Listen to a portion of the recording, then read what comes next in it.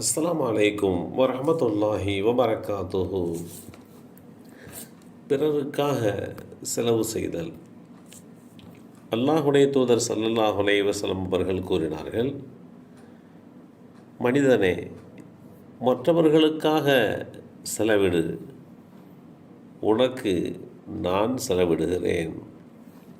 இந்த செய்தி அபூ ஹுரைரா ரலியல்லாஹு அன்ஹு அவர்கள் மூலமாக அறிவிக்கப்பட்டு ஸஹீஹுல் புகாரியிலே 5352 என்ற எண்ணிலே பதிவு செய்யப்பட்டிருக்கிறது. பிறருக்கு கொடுத்து உதவுவதை குறித்து இஸ்லாம் மிக தெளிவாக விளக்கமளித்திருக்கிறது. நம்முடைய பொருளாதாரத்தில் மேல்மிச்சமாக இருக்கக்கூடியதை பிறருடைய தேவைக்காக, உணவுக்காக, மற்ற சிரமங்கள் நீக்கப்படுவதற்காக வேண்டி செலவு செய்கின்ற போது அல்லாஹ் நமக்கு அந்த செலவழித்தது போன்று உண்டான பொருளாதாரத்துக்கு ஈடாக நமக்கு சில பாக்கியங்களை வழங்குகிறான். அதைத்தான் அவன் அல்லாஹுடைய தூதர் மூலமாக உலகத்திற்கு சொல்ல விரும்புகிறான்.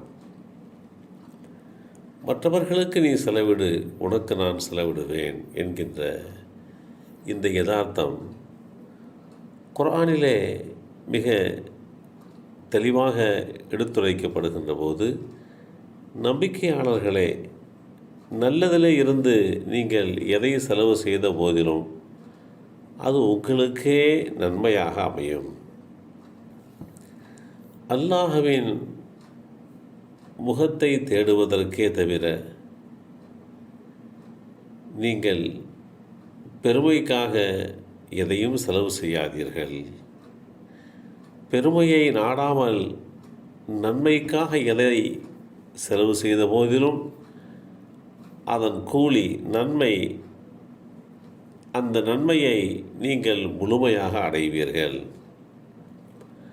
அல் குர்ஆன் அத்தியாயம் 2 சூரத்துல் பக்கரா வசனம் 272 இந்த செய்தி தெளிவுபடுத்தப்பட்டிருக்கிறது. தர்மம் என்ற சிந்தனையை ஒரு சிறு வட்டத்திற்குள் வைத்தே சிலர்கள் பேசிவிடுவதுண்டு. ஆனால் அதனுடைய விசாலத்தன்மை கற்பனைக்கும் எட்டாத அளவு பரவி இருப்பதை சிலர்கள் அறிந்திருக்க வாய்ப்பில்லை. செல்வந்தர்கள் இல்லாதவர்களுக்கு கொடுப்பதுதான் தர்மம் என்று எண்ணப்படுகிறது, கருதப்படுகிறது. அறிவு படைத்தவன் பிறருக்கு பாடம் சொல்லிக் கொடுப்பது, வலிமை படைத்தவன் தன் உறவுகளை தீயவர்களிடமிருந்து பாதுகாப்பது, சிரமப்படுபவர்களுக்கு அவர்கள் மீட்சி பெற உதவுவது என்று வாழ்வின் ஒவ்வொரு நிலையிலும் பிறருக்கு உதவுவது கூட தர்மத்தின் ஒரு அங்கமாகத்தான் இஸ்லாம் பாவிக்கின்றது. தர்ம செயல் அல்லது தர்ம சிந்தனை குறித்து மக்கள் அறிந்து கொள்ளும் வகையில் இஸ்லாம் தன்னுடைய வேதமறையின் மூலமாக எண்ணற்ற விஷயங்களை எடுத்து சொல்லியிருக்கிறது.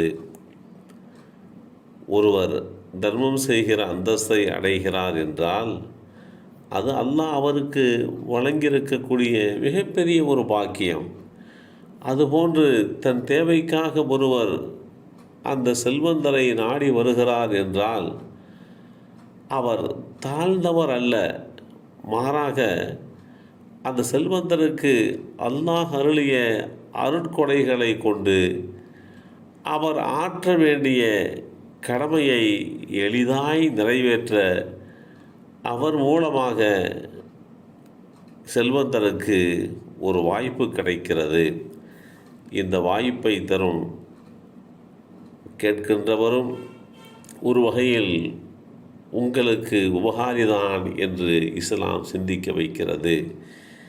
எல்லாம் வல்ல அல்லாஹு தஆலா பிறருக்கு கொடுத்து உதவுகின்ற சிந்தையுள்ளவர்களாக, சிந்தனைக்கு உட்பட்டவர்களாக நம்மையும் நம் சந்ததிகளையும் அல்லாஹ் ஆக்கி வைத்தல் புரிவானாக. அஸ்ஸலாமு அலைக்கும் வரஹ்மத்துல்லாஹி வபரகாத்துஹு.